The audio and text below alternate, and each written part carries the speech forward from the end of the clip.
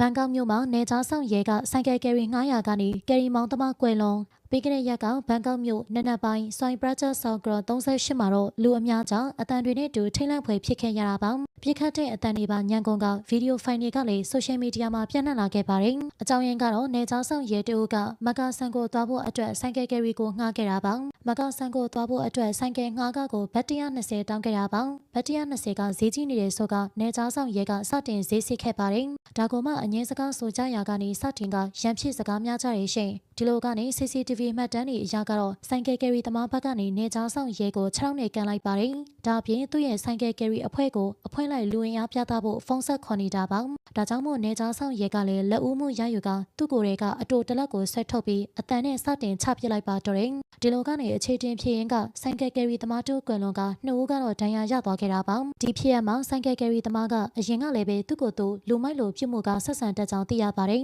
ဒီဖြစ်ရမှာဆိုင်ကယ်ကယ်ရီသမားကမှားတယ်လို့ထင်လောနေကြားဆောင်ရဲကပဲမှားတယ်လို့ထင်လားဆိုတော့ပြည်သူတို့ရဲ့အမြင်ကိုလည်းပြပြခဲ့ပါအောင်ရှင်